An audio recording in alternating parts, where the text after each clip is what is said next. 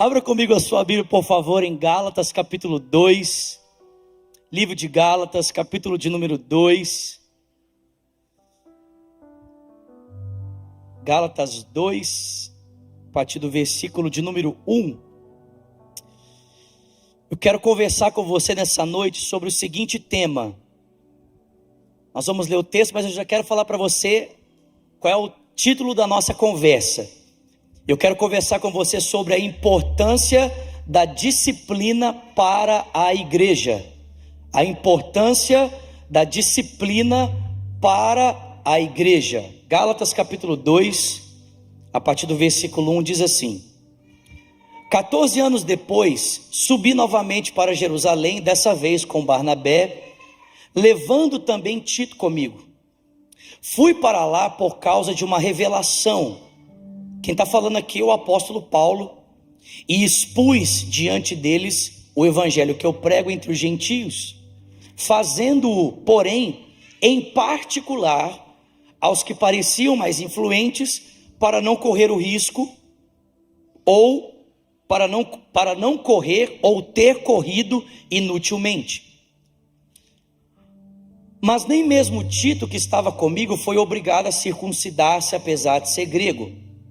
Essa questão foi levantada por alguns falsos irmãos que infiltraram-se em nosso meio para espionar a liberdade que temos em Cristo Jesus e nos reduzir à escravidão. Não nos submetemos a eles nem por um instante, para que a verdade do evangelho permanecesse com vocês. Quanto aos que pareciam influentes, o que eram, não faz diferença para mim, diz Paulo. Deus não julga pela aparência. Tais homens influentes não me acrescentaram nada. Ao contrário, reconheceram que a mim havia sido confiada a pregação do evangelho aos incircuncisos, assim como a Pedro aos circuncisos. Porque Deus, que operou por meio de Pedro como apóstolo aos circuncisos, ou seja, aos judeus, também operou por meu intermédio para com os gentios, ou seja, os que não são circuncidados. Reconhecendo a graça que me fora dada, concedida, Tiago, Pedro e João, tidos como colunas da igreja, estenderam a mão direita a mim e a Barnabé em sinal de comunhão. Eles concordaram que deveríamos nos dirigir aos gentios e eles aos judeus circuncidados. Somente pediram que nos lembrássemos dos pobres, o que eu me esforcei por fazer. Verso 11, todo mundo comigo? Tem 5 comigo. Todo mundo comigo? Obrigado, irmãos, obrigado. Verso 11. Quando, porém, Pedro veio a Antioquia, enfrentei-o face a face, por sua atitude condenável. Pois antes de chegarem alguns da parte de Tiago, ele comia com os gentios. Quando, porém, eles chegaram, afastou-se e separou-se dos gentios, temendo os que eram da circuncisão, ou seja, temendo os judeus. Pedro ficou preocupado de, por ele ser um judeu, estar sentado na mesa de pessoas que não eram judias e não eram circuncidadas, e ser julgado pelos judeus. Então Pedro se afastou. Os demais judeus também se uniram a Pedro nessa hipocrisia, de modo que até o Barnabé se deixou levar. Quando eu vi que eles não estavam andando de acordo com a verdade do evangelho, declarei a Pedro diante de todos. Então quero que você veja essa cena, amém? Pedro está sentado na mesa, tem um monte de judeus sentado com ele, inclusive alguns que andavam com Paulo, e eles estavam sentados na patota dos judeus, fizeram questão de deixar os gentios do outro lado, ok? Quando Paulo viu isso, ele levantou da mesa dos gentios, foi lá na mesa dos judeus, olhou nos olhos de Pedro, diante de todos os outros judeus que estavam ali, pessoas importantes, pessoas influentes, e falou assim para o Pedro: você é judeu mas vive como um gentil e não como um judeu. Por que você está querendo obrigar os gentios a viverem como judeus? Nós, judeus de nascimento, e não gentios pecadores, sabemos que ninguém é justificado pela prática da lei, mas pela fé em Jesus Cristo. Assim, nós também cremos em Cristo Jesus, para recebermos a justiça pela fé que vem de Cristo, e não pela prática da lei, porque pela prática da lei ninguém é justificado. Se porém, procuramos ser justificados em Cristo, descobrimos que nós somos pecadores, será que Cristo então é o ministro do pecado? Em outras palavras, irmãos, o Paulo repreendeu o Pedro publicamente por uma atitude errada que ele estava tendo diante de todas as pessoas. Amém, queridos? Esse é o ponto desse texto aqui. Amém. Deixa eu fazer uma pergunta para você. Quem gosta de filme aqui? Só alguns? Quem gosta de filme aqui? Qual é o gênero de filme que você mais gosta? As mulheres, comédia romântica. Quem gosta de ação aqui? Quem gosta de aventura? Ficção científica? Gente, eu gosto de tudo isso aí, mas o gênero de filme que eu mais gosto é drama. Você quer me chamar um filme? Você quer me chamar para assistir um filme? Me chama para assistir um drama, principalmente se o drama é baseado em uma história real. Quem aqui já assistiu A Lista de Schindler? Quem já assistiu? Cara, esse filme é maravilhoso. Eu sei que você chora do primeiro minuto até o último, São 3h30 de lágrimas, mas a história do filme é maravilhosa. Você se emociona. No final do filme, quando aquele homem, o Oscar Schindler, gente, desculpa o spoiler, quem não assistiu A Lista de Schindler, sorry, desculpa o spoiler, mas no final do filme, quando aquele homem, Oscar Schindler, vai saindo daquela fábrica, em que ele abrigou centenas, milhares de judeus, para que de alguma forma pudesse preservar a vida deles, naquele contexto de Segunda Guerra Mundial, numa fábrica fake de armamento que ele tinha criado, e ele começa a perceber aquelas pessoas à volta dele. É lindo ele olhar para o carro dele e dizer: poxa, com esse carro poderia ter salvado mais 100 pessoas, com esse anel de ouro poderia ter salvado mais 50 pessoas. E ele começa a se emocionar de pensar que, apesar de ter dado toda a sua fortuna para salvar o maior número de pessoas possíveis, ele ainda poderia ter feito mais. E eu não sei você, a primeira vez que eu assisti esse filme eu quase morri, porque eu, olhando para a vida do Schindler, do Oscar Schindler, não sei se vocês já viram um vídeo no YouTube que reúne pelo menos 100 pessoas que eram já velhas, mas que tinham se reunido para agradecer publicamente o que esse homem fez por elas, e que ele nem as conhecia. Vocês já viram esse vídeo? Ele é convidado para um evento e ele vai e nem sabe. Só que quando ele chega nesse evento, o auditório é feito de pessoas que foram salvas por ele. E aí uma senhora levanta e entrega uma flor para ele. Gente, só de falar eu começo a ficar emocionado. E o auditório se levanta para aplaudir, e esse homem se esvai em lágrimas pelo serviço, de sacrifício que ele havia prestado àquelas pessoas. A primeira vez que eu assisti esse filme, é inevitável você não ver a entrega desse homem e não pensar em o quanto eu não tenho me entregado para salvar a vida de outras pessoas. Sim ou não? Não tem como você ver esse exemplo de dedicação e não pensar em como eu preciso ser alguém mais dedicado e mais entregue a outras pessoas. Estou falando isso aqui para você porque, em outras palavras, o que Paulo está fazendo é a mesma coisa. Paulo está pegando um capítulo da história dele, e ele pretende, com esse capítulo da sua história, ensinar alguns princípios muito importantes para a igreja.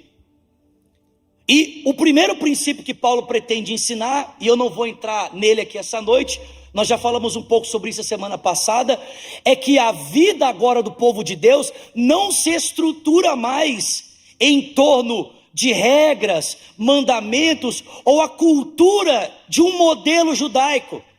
Mas a vida do povo de Deus agora se estrutura em volta da pessoa do Senhor Jesus Cristo e do seu evangelho.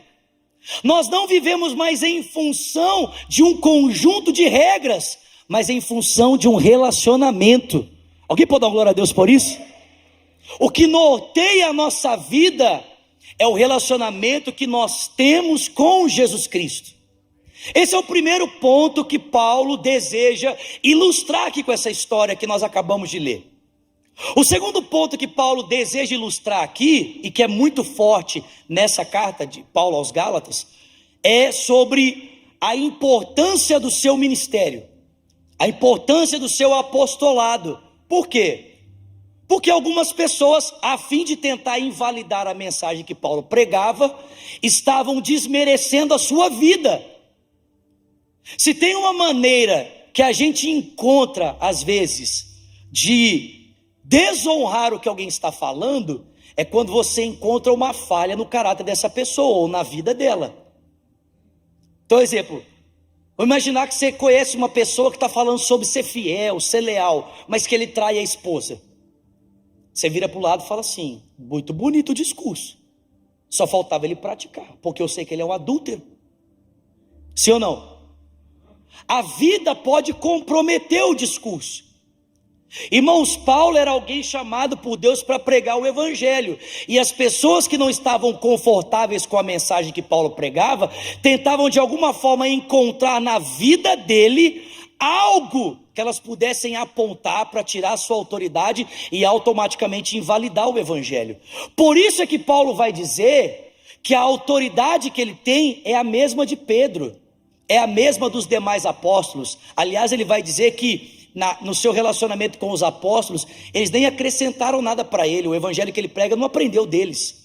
Eles estenderam a mão e reconheceram que a mesma autoridade que havia sido dado a Pedro, a Tiago e a João, discípulos de Jesus, era a mesma autoridade que ele, Paulo, havia recebido. Vocês estão comigo aqui? Mas um assunto que eu quero destacar nesse texto aqui é a questão da disciplina. Porque Paulo diz que para corrigir esse erro, ele precisou disciplinar Pedro publicamente a respeito do erro que Pedro estava cometendo. Então eu faço uma pergunta para você aqui essa noite. A minha pergunta é: quantos cristãos você acha que precisam de disciplina? A quantos cristãos você pensa que a disciplina é algo necessário? Eu vou responder para você. Irmãos, nas palavras de Paulo, a disciplina deve ser realizada, ou todo cristão deve ser passível de ser corrigido e de receber disciplina. A disciplina, irmãos, não é para alguns poucos cristãos. No entendimento de Paulo, a disciplina é para todos os crentes. Todos os crentes precisam ser disciplinados, todos os crentes precisam ser corrigidos. Irmão, preste atenção, a disciplina é tão importante para todo cristão que Pedro estava sendo corrigido por Paulo. O apóstolo do Senhor Jesus, juntamente com outros apóstolos e com outros cristãos que ocupavam um papel de liderança na igreja, também necessitavam de disciplina. Não existe um cristão no contexto da comunidade local que possa olhar para a sua vida e dizer: eu não preciso de disciplina. Não, irmãos, preste atenção, a disciplina no contexto da igreja é para todos os filhos de Deus. Se você é um filho de Deus, você também precisa estar debaixo de disciplina. E você quer ver? Abre aí comigo, por favor, Hebreus capítulo 12, quero mostrar isso para você em um outro texto da palavra. Hebreus capítulo 12, versículo de número 11. Perdão, vamos ler a partir do 1. Hebreus 12, verso 1. Diz assim a palavra: portanto, também nós, uma vez que estamos rodeados por uma tão grande nuvem de testemunhas, livremo-nos de tudo que nos atrapalha e do pecado que nos envolve, e corramos com perseverança a corrida que nos é proposta, tendo os olhos fitos em Jesus, autor e consumador da nossa fé. Ele, pela alegria que lhe fora proposta, ele suportou a cruz, desprezou a vergonha e se assentou à direita do trono de Deus. Pensem bem naquele que suportou tal oposição dos pecadores contra si mesmos, para que vocês não se cansem e nem se desanimem.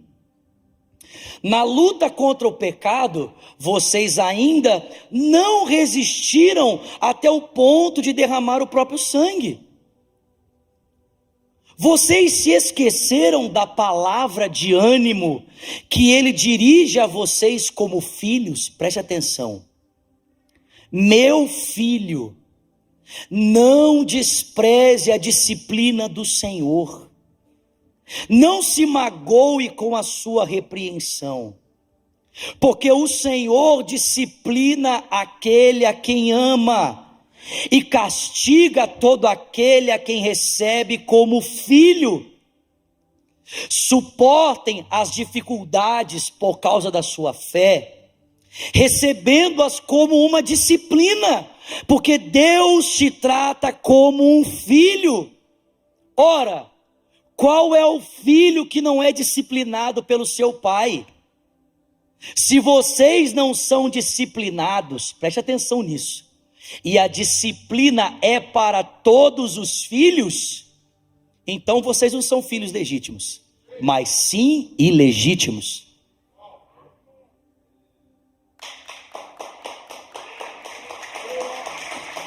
Pode aplaudir o Senhor, pelo amor de Deus, me ajuda aí, vai. Gente, presta atenção. Olha o que o escritor de Hebreus está dizendo. Deus tem filhos, e Ele cuida desses filhos que Ele tem. E uma das maneiras de Deus mostrar o seu amor pelos seus filhos é disciplinando. Como Ele disciplina? Ele usa das circunstâncias adversas que experimentamos, em virtude da nossa fé, para por meio dessas dificuldades nos disciplinar, para que nós tenhamos um proveito com essa disciplina.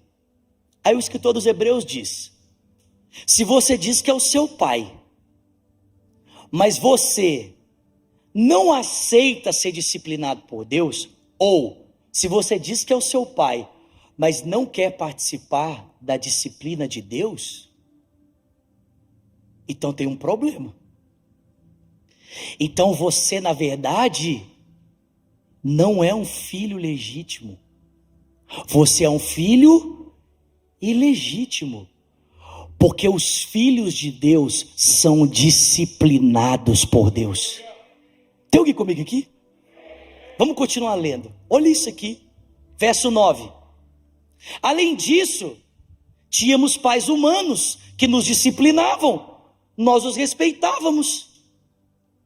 Quanto mais devemos nos submeter ao Pai dos Espíritos, para que assim possamos viver. Eu não sei se era assim na sua casa, mas irmão, eu fui bastante disciplinado. Não porque eu dava trabalho, de jeito nenhum, eu sempre fui muito quietinho, amém? Mas eu fui muito disciplinado. Eu lembro que o meu pai falava assim, né, quando a gente ia visitar as pessoas, a gente ia na casa das pessoas, meu pai falava assim: não coloca a mão em nada, nem chega perto, não é seu, não põe a mão, se você colocar a mão, você vai apanhar. Amém, gente? E apanhava mesmo, de cinto, de vara, de chinelo, amém? Apanhava mesmo.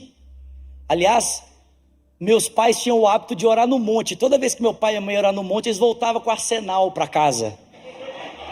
Meu pai gostava de colher as varinhas santas para a disciplina, né? Que ele tirava lá no monte da oração e voltava com o arsenal cheio. E aí eu lembro que um dia nós fomos na casa da minha avó. E irmão, eu não sei para você, mas para mim, casa de vó era o parque de diversão. E a casa da avó era a Walt Disney para mim. E eu cheguei e eu mexi em tudo, irmão. Botei a mão, fritei a minha avó, deixa ele. Irmão, meu pai só fez assim, ó.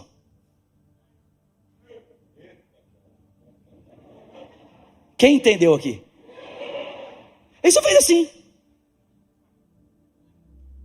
Gente, eu gelei na hora. Por dentro assim, eu já estava morto.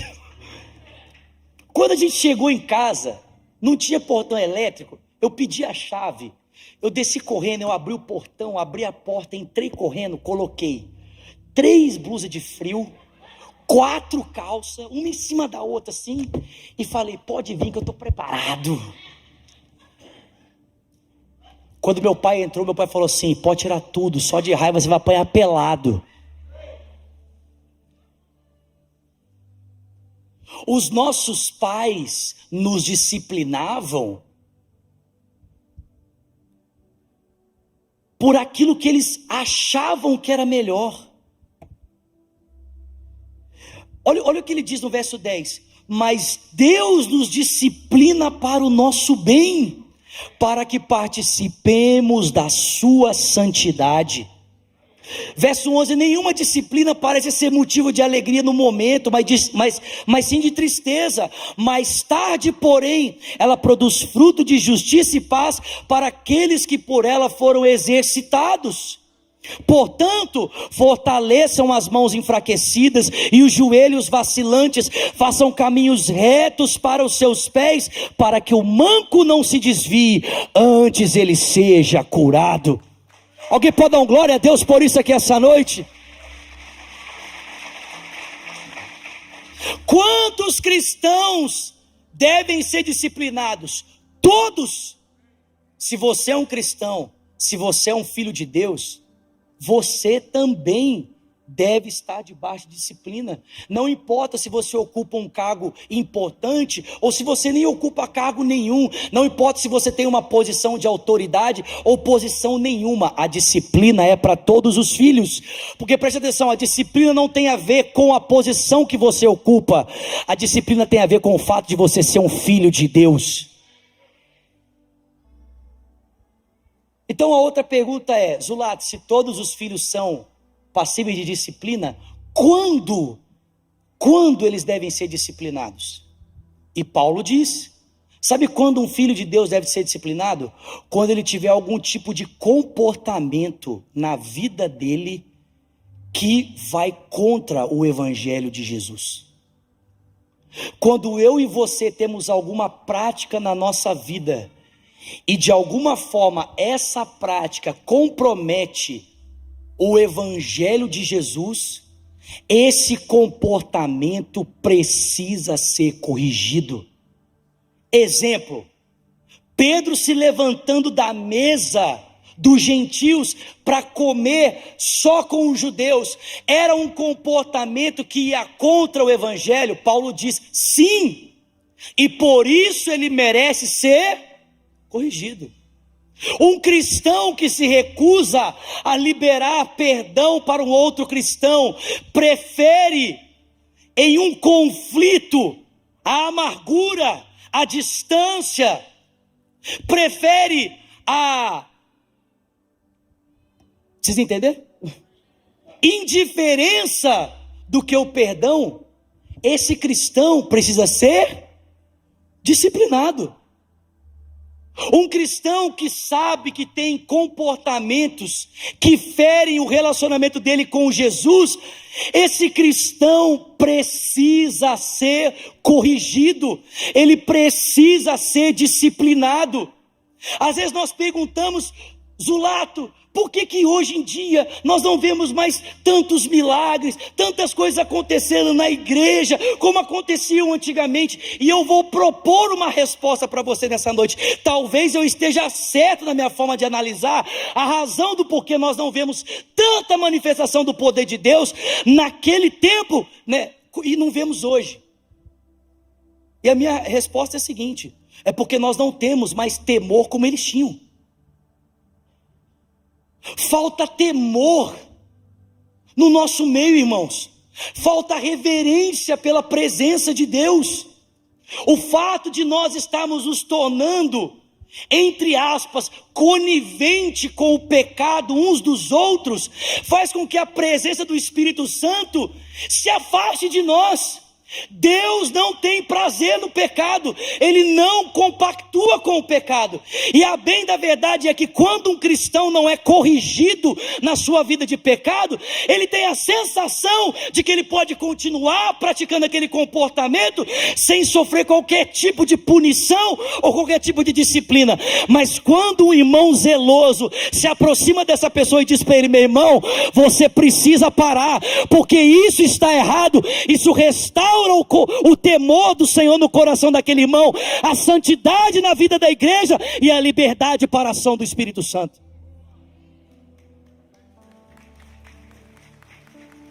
Vocês concordam comigo, sim ou não? Gente, nós precisamos, em outras palavras, cuidar uns dos outros.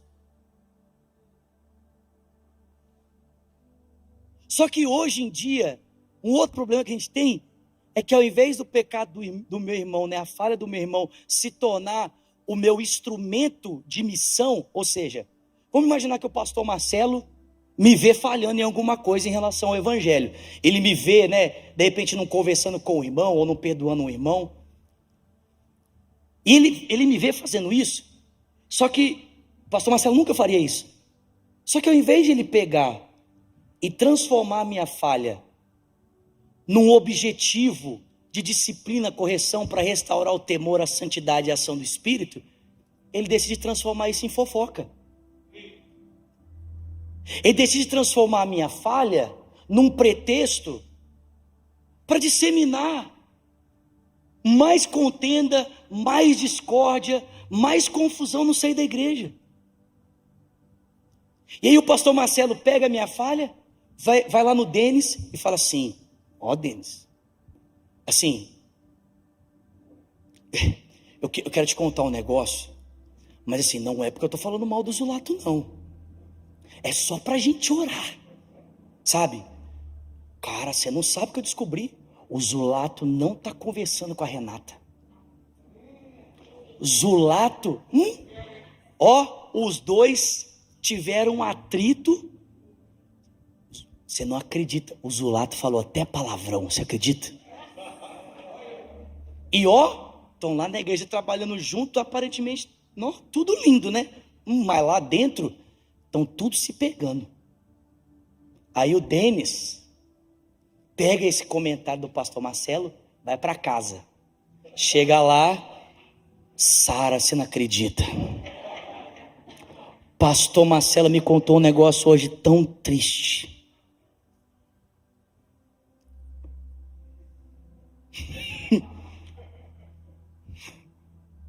Aí a Sara ouve e manda mensagem para alguém, para Michele do Maico: pastora Michele, meu Deus, que coisa terrível que eu acabei de ouvir. Irmão, deixa eu te fazer uma pergunta: esse tipo de comportamento resolve o problema? Mas é exatamente isso que a igreja faz. Ninguém tem a coragem de transformar a miséria do outro no seu campo de ação e curar a ferida. Nós preferimos disseminar mais contenda, mais problema, mais desavença, mais confusão, envolvemos mais pessoas no problema, mas não é para ninguém se envolver para curar, não, é só para aumentar o nível de catástrofe e calamidade.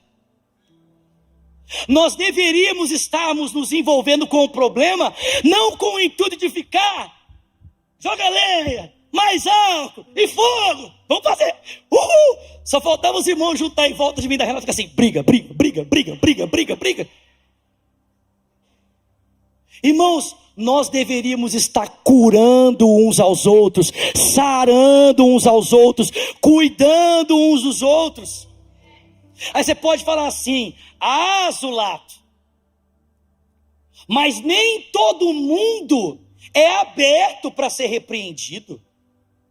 Nem todo mundo é aberto para ser corrigido. Inclusive eu, Zulato. Um dia eu fui falar com o irmão lá. Você tem que ver o que ele fez comigo. O que a Bíblia diz em uma situação como essa? Que você deve desistir, virar as costas e nunca mais falar com essa pessoa? É isso que a Bíblia diz? Não, lá em Mateus 18 diz o seguinte, Mateus 18, depois você pode ler lá. Jesus falou assim, quando o irmão falhar com você, ou quando o irmão faltar com o evangelho, o que você tem que fazer? Jesus disse, você vai lá e fala com ele. Vem aqui, Rê, eu tenho liberdade com você?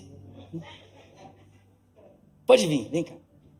Não, sobe a patota toda aqui, vem, vocês tudo aqui na frente, vem. Vem, Maico, vem tudo, vem. Vem, Chicão, vem também. Traz a esposa junto, já traz todo mundo. Isso. Então, vamos, vocês ficam tudo para cá, para trás de mim aqui. Isso, você fica aí, você é a irmã faltosa, amém? Você é a irmã faltosa, isso. A Renata é a irmã faltosa, amém, irmãos? Não. E aí, então a Renata faltou comigo, ok? Então eu vou lá, como um bom cristão, ao invés de eu pegar e levar o caso e disseminar conteúdo, eu sou uma pessoa coração quebrantado, uma boa pessoa, vou lá na Renata. Renata, eu sei que nós tretamos, e eu, usei umas palavras assim que não precisava, tipo, Aquela. Isso, você me perdoa? Não. Não? Você não me perdoa, não? Não. Tem certeza? Com certeza. O que a Bíblia diz numa situação como essa? Ou eu cheguei para repreender a Renata, ela falhou com alguém, falei, você não pode ser assim.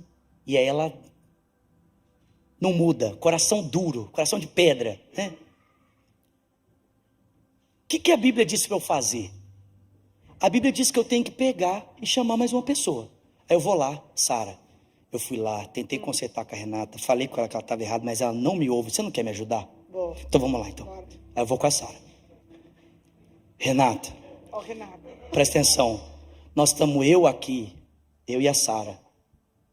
E sim, Renata, você precisa mudar isso, não pode, você tem que perdoar. Perfeito. E aí? Não foi minha culpa. Não, mas a gente sabe que não foi sua culpa, mas você não quer perdoar, não? Liberar perdão? Não? Não. Não.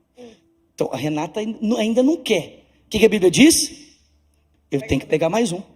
Vem, Denis, vem junto. Vamos lá junto, nós três aqui. Ela é difícil mesmo. Isso, a Renata é difícil mesmo, né? A Renata é uma pessoa muito difícil. Então, nós estamos aqui agora em 3. Se ela recusar, o que a gente faz? Mais um. Então, vem, Michael. Michael. Vem você agora, isso.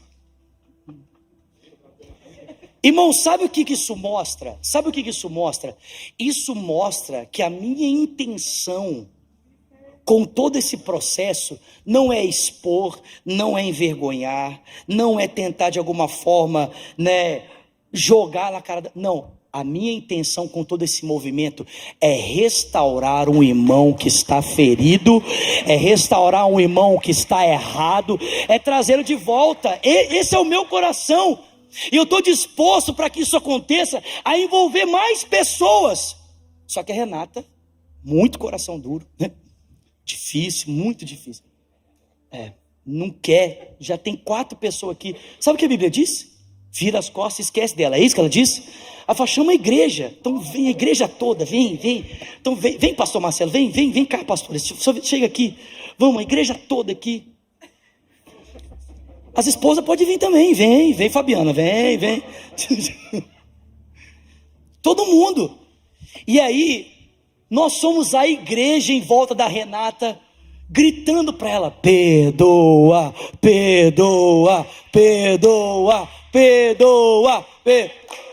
Mas a Renata não quer perdoar ainda não.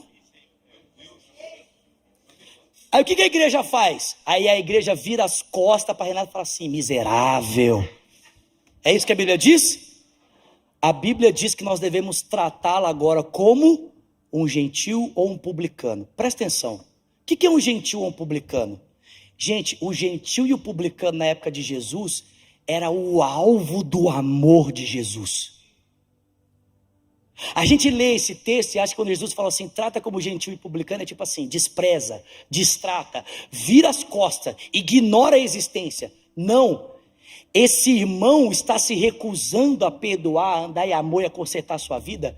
Então agora a igreja vai constrangê-lo em amor com atitudes, até que ele se quebrante, veja o evangelho na prática, seja tocado por essa mensagem e esteja disposto a mudar a sua atitude pela atitude de um irmão que decidiu andar em amor.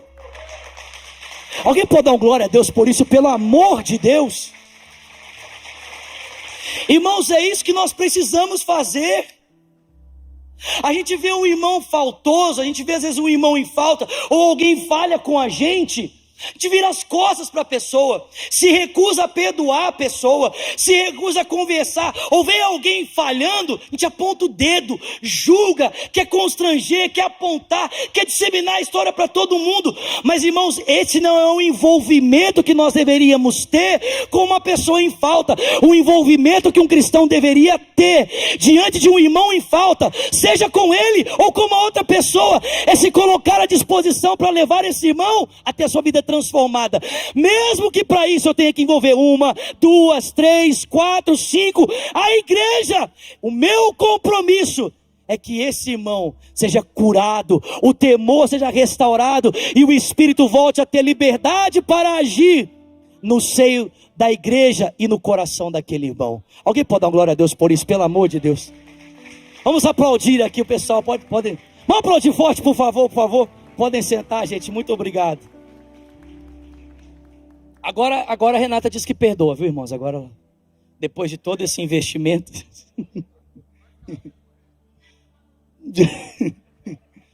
a Rê falou que vai se sentir mais amada ainda se vocês fizerem carisma, amém? Consegue entender, querido? Quantos precisam de disciplina? Todos. Quando? Quando eu tenho alguma atitude que eu estou ferindo o evangelho. Então um irmão maduro, um irmão que me ama, pode se aproximar e falar assim: cara, isso está errado. Você não deve viver assim. E é verdade que algumas pessoas diante da repreensão podem se mostrar bem arredias, podem se mostrar bem duras, mas isso não me dá o direito de virar as costas para essa pessoa e dizer: não vou mais investir na sua vida.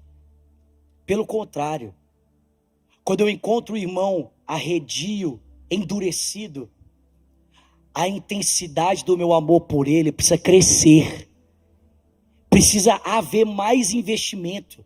Eu trago 1, eu trago 2, eu trago 3, eu trago 4, se necessário eu envolvo a igreja inteira, só para que esse irmão possa ser curado e restaurado. E aí, abrindo parênteses aqui antes de eu encerrar, consegue entender a importância de um pequeno grupo na sua vida? Consegue entender a importância de um GC na sua vida? Irmão, talvez o seu erro vai passar longe dos meus olhos. Talvez.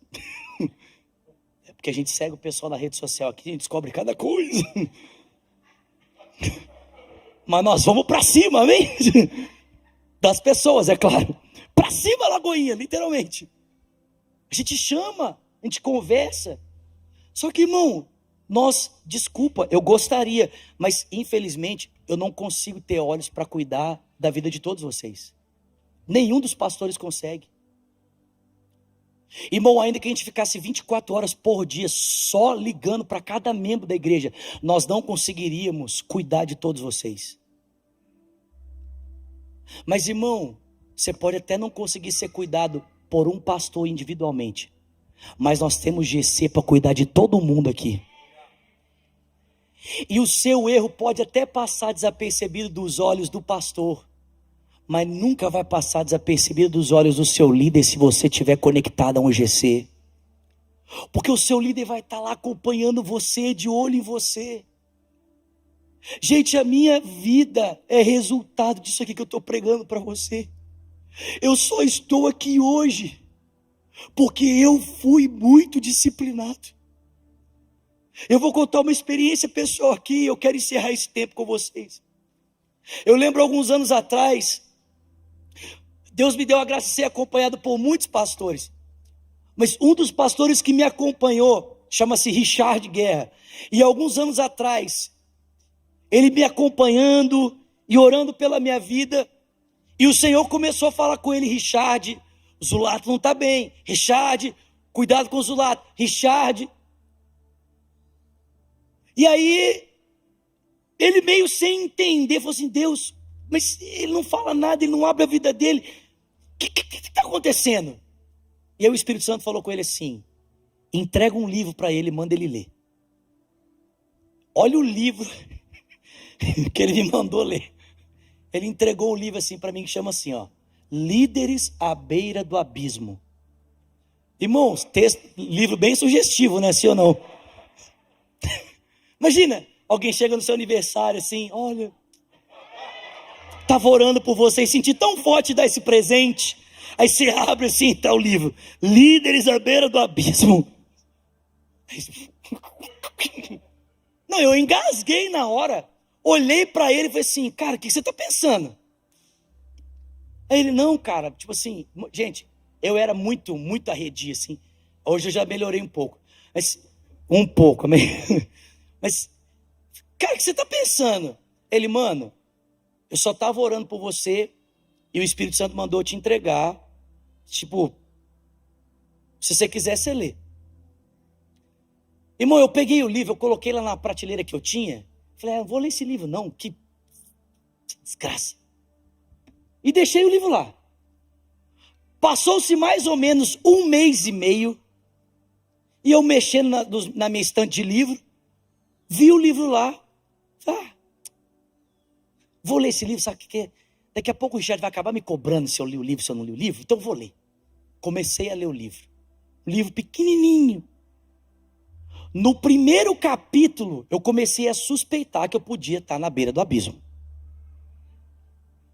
No segundo capítulo, eu comecei a ter certeza. No segundo capítulo. No terceiro, eu já não tinha mais certeza. Eu sabia que eu estava dentro do abismo. Gente, aquele livro começou a mexer comigo, abriu os meus olhos. Eu comecei a perceber quantas áreas da minha vida estavam todas bagunçadas, não estavam se alinhando à vontade de Deus. E eu já era pastor, eu já estava no ministério, mas eu estava tão cego pelas minhas atividades que eu não conseguia perceber o caos que a minha vida estava. E aí eu comecei a me submeter à disciplina. E, irmãos, isso me salvou de não ser uma pedra de tropeço para os pequeninos e ser um testemunho de vida para o seu coração essa noite. Porque, irmão, presta atenção, eu poderia ter sido uma pedra de tropeço, eu poderia ter sido mais um pastor que foi pego em pecado, que destruiu a sua vida e leva outras pessoas, muitas vezes, a blasfemarem do evangelho ou até a perderem a sua fé por causa do erro de um pastor. Mas a disciplina me salvou disso. A disciplina restaurou o temor no meu coração, a minha vida de santidade e o desejo de voltar a viver para a glória de Deus. E eu já estava no ministério. Zulato, qual que é o resultado da santidade? Qual que é o resultado da disciplina na vida de um cristão? Santidade. Paulo diz que quando eu e você somos disciplinados, né, ou o escritor dos Hebreus diz, quando eu e você somos disciplinados, nós somos corrigidos para nos tornarmos participantes da santidade do Senhor. Quantos têm que ser disciplinados, Zulato? Todos. Quando? Quando você tem uma atitude que fere o evangelho. Você tem que ser disciplinado. Mas pode ser que a pessoa não aceite. Se ela não aceitar, leva mais um, leva mais um, leva mais um, leva mais um, leva a igreja. E ainda assim, se ela permanecer dura, transforma ela num alvo de amor. Transforma ela num alvo de graça.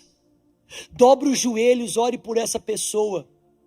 O Paulo Júnior, um pastor que é muito conhecido na internet, que prega, ele fala assim: se Jesus não desistiu de nós, nós não temos o direito de desistir de ninguém.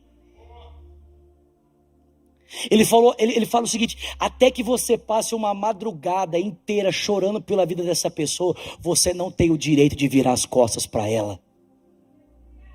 Irmãos, nós não temos o direito.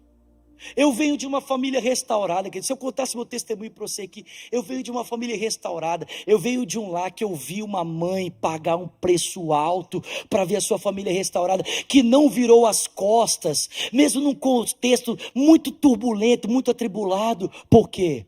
Porque decidiu amar como Jesus amou e zelar pela alma dessa pessoa até que ela fosse transformada. Qual o resultado disso? O resultado disso é santidade. O resultado disso é pureza. O resultado disso é vida transformada. Um dia perguntaram para o pastor Márcio, o pai do pastor André: pastor Márcio, para que eu preciso de igreja? Para quê? Eu assisto culto online, posso dar dízimo e oferta online, eu oro, tenho a minha vida com Deus, por que eu preciso de igreja? Sabe qual foi a resposta do pastor para ele? O pastor falou: sabe que você precisa de igreja?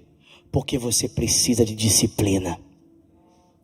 Você precisa da igreja, irmão, porque você precisa ser disciplinado. Você pode ficar de pé no seu lugar?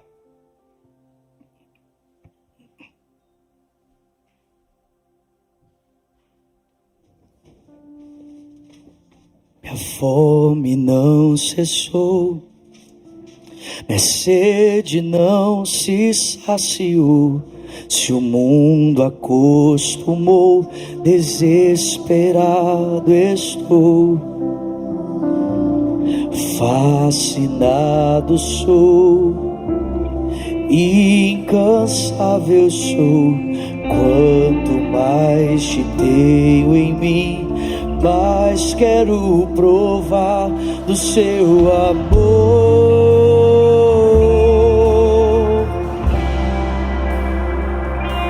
do seu amor. Vamos dizer: seu amor de muitos, cante seu amor. Se o amor de muitos se esfriar,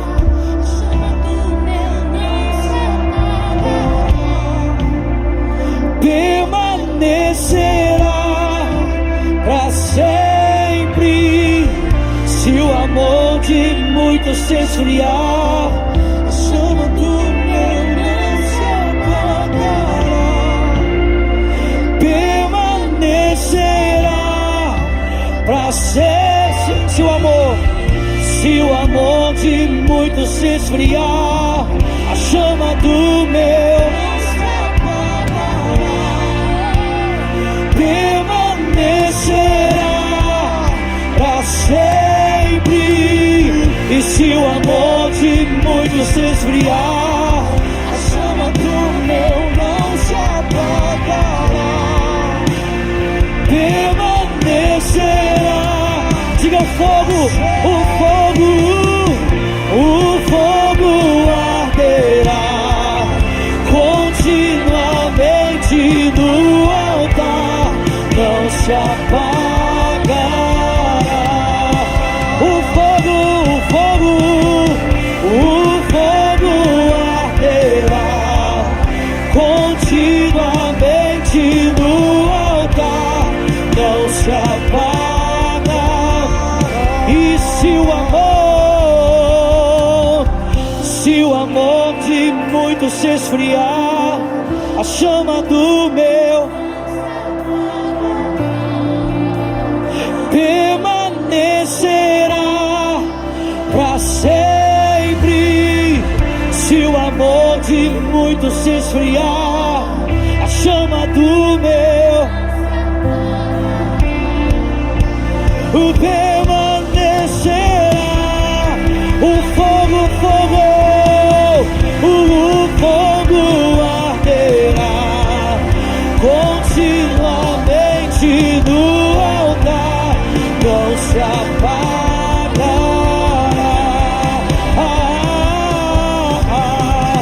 O fogo arderá continuamente no altar, não se apagará.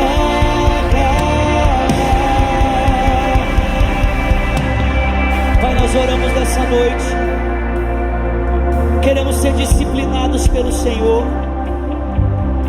Corrija-nos, Deus, disciplina-nos.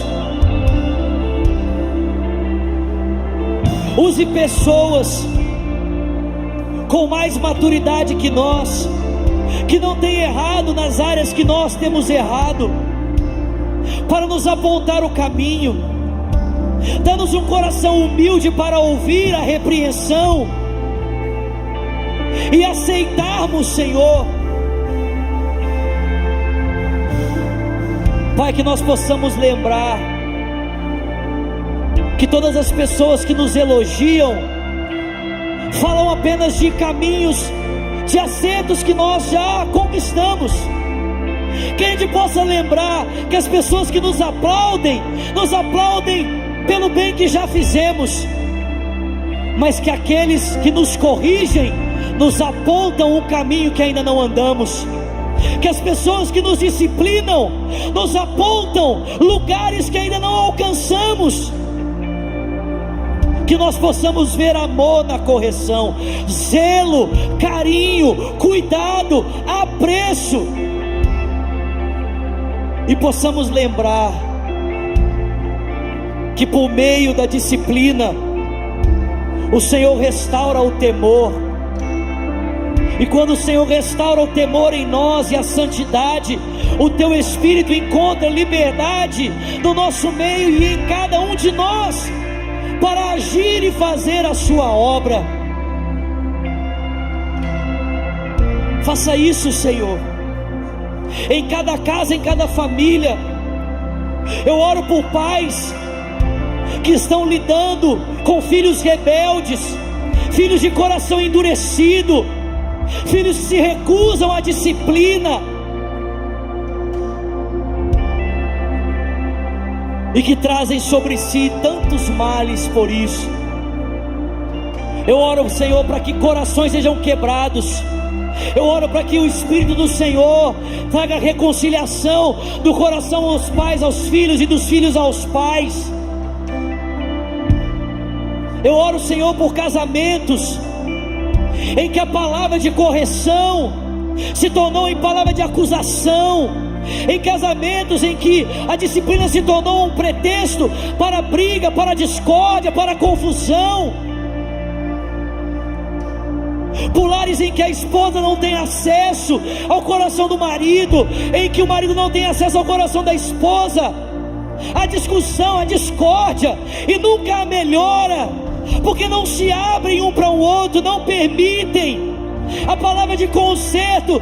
Deus muda a história nos nossos lares, Deus muda a história nas nossas famílias. Dá-nos um coração humilde, disposto a ouvir a palavra do nosso irmão, a palavra do nosso cônjuge, a palavra do nosso pai, em nome de Jesus. Senhor, tira de nós esse espírito de rebelião, esse coração altivo, orgulhoso, que se recusa à disciplina, à instrução. Tira, Senhor, da nossa igreja, tira dos ministérios esse coração altivo que se recusa a ser corrigido. Pai, no meio dos nossos voluntários, nas áreas de serviço, Senhor, na nossa igreja, que tenhamos pessoas com coração humilde, dispostas a aprender, a ouvir a disciplina como um instrumento de cura, de edificação. Faça de Lagoinha, Senhor, um lar para os filhos, um lar para os filhos do Pai, um lar para os filhos do Pai, que possamos participar mais e mais, Senhor, da sua santidade, para a honra e para a glória do seu nome. Com seus olhos fechados, suas duas mãos sobre o seu coração.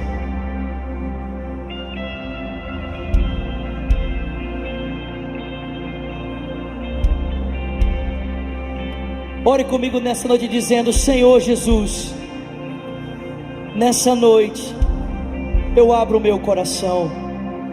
Diga: Jesus Cristo, eu te entrego a minha vida. Diga: eu não quero mais viver sozinho, andar por mim mesmo.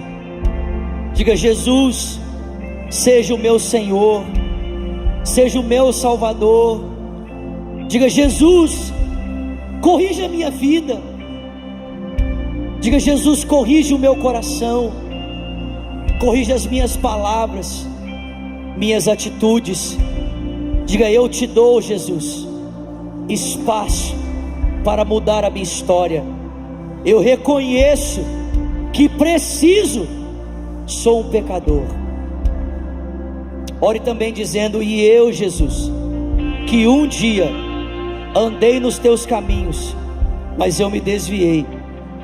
Diga: nessa noite, arrependido, eu volto, na certeza de que o Senhor me recebe. Com seus olhos fechados, suas mãos sobre o seu coração. Se você está aqui nesse auditório e fez essa oração pela primeira vez, dizendo: eu quero entregar minha vida para Jesus, eu quero alguém que me ajude a ser melhor, que discipline a minha vida, que me ensine a falar melhor, a agir melhor, a ser uma pessoa nova, diferente. Ou quem sabe você ora dizendo: eu quero voltar para Jesus hoje, Zulato. Eu já fui essa pessoa da igreja, mas eu me desviei e hoje eu quero voltar. Eu quero orar com você, eu quero orar por você. Você que diz: eu quero entregar minha vida para Jesus, ou você diz: eu quero voltar para Jesus hoje. Eu vou contar até 3, e sem constrangimento, eu quero que você levante uma das suas mãos, para que eu possa conhecer você e orar por você. Vamos lá? 1, 2, 3, levanta bem alto você que diz: eu quero entregar minha vida a Cristo. Ou você diz: eu quero voltar para Jesus. Levanta bem alto uma das suas mãos, bem alto, eu quero conhecer você, eu quero orar por você. Levante bem alto para que não haja dúvida. Tem alguém aqui essa noite que diz: eu quero entregar minha vida a Cristo? Ou você diz: eu quero voltar para Jesus hoje? Tem uma mão aí atrás, glória a Deus. Mais alguém que diz: eu quero entregar minha vida a Cristo? Levanta bem alto uma das suas mãos. Eu quero conhecer você, eu quero orar por você. Glória a Deus. Você que levantou a sua mão, você pode vir aqui na frente para mim orar com você, por favor?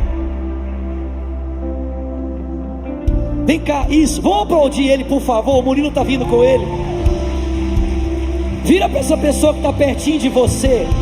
Vira para essa pessoa e pergunta para ela: meu irmão, você quer ir lá na frente? Pergunta para ele: meu irmão, você quer ir lá na frente? Fala para ele: eu vou com você. Existe mais alguém aqui essa noite que deseja tomar essa decisão? Essa decisão vai mudar a sua história, meu querido. Presta atenção.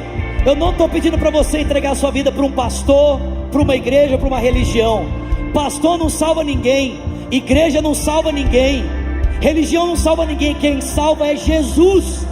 Jesus é quem salva. Existe alguém aqui essa noite? Existe mais alguém? Glória a Deus. Estenda as suas mãos para cá. Obrigado que você veio, viu, querido? Muito obrigado. Estenda as mãos para cá, por favor, e ore comigo dizendo: Senhor Jesus, muito obrigado por essa vida que se entrega. Diga: nós nos alegramos. A tua palavra diz que há festa no céu quando um pecador se arrepende, e nós celebramos esse precioso irmão, e como igreja nos comprometemos em amar, em servir e ser um com ele, para a glória de Jesus. Amém, amém e amém. Ô Igor, aqui em Lagoinha, todas as vezes que alguém toma essa decisão que você está tomando, a gente faz uma festa, porque a Bíblia diz que quando alguém faz essa decisão que você fez, o céu faz festa. E se o céu faz festa por você, nós também vamos fazer, tá bom? Eu vou contar até 3. Eu quero que você se vire para conhecer uma família que já te ama e orava por você. Pode ser? Vocês estão comigo aqui, gente? Vocês estão comigo? Vamos lá, juntos, vamos lá? 1, 2, 3. Seja bem-vindo, Igor. Seu amor. E se o amor de muitos se esfriar, a chama do meu não se apagará, permanecerá para sempre.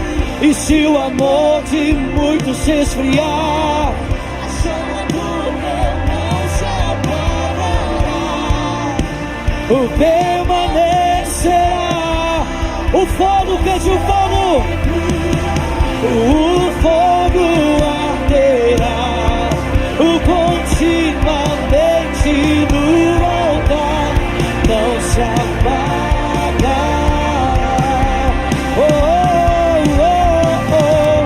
O fogo arderá continuamente no altar. Pai, muito obrigado por essa noite, que possamos viver debaixo da tua disciplina, Senhor, sendo corrigidos por ti, tendo a vida transformada, o temor restaurado, a santidade praticada, Senhor. Leva-nos em paz, como o Senhor nos trouxe. Guarda a nossa vida essa semana, Senhor, e que a graça do nosso Senhor Jesus Cristo, o amor de Deus Pai, a comunhão e o consolo do Espírito seja com o povo de Deus, aqui e espalhado em toda a terra, desde agora e para sempre. Quem crê, diga amém, amém, amém, amém. Glória a Deus. Pode aplaudir o Senhor mesmo.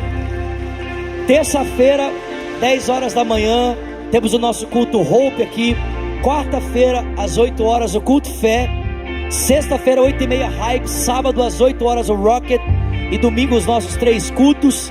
Venha estar conosco. Vai na graça, vai na paz. Não esqueça de passar lá fora no nosso Bakery e adquirir alguma coisa para continuar nos ajudando na compra do novo espaço, amém? Deus abençoe, uma ótima semana. Vai viver a melhor semana da sua vida, amém? Nós temos aqui o telefone de plantão pastoral. Se você precisar de um atendimento, ligue para os nossos pastores. Eles também estão aqui na frente. Você pode procurá-los aqui, em nome de Jesus. Deus abençoe, amém.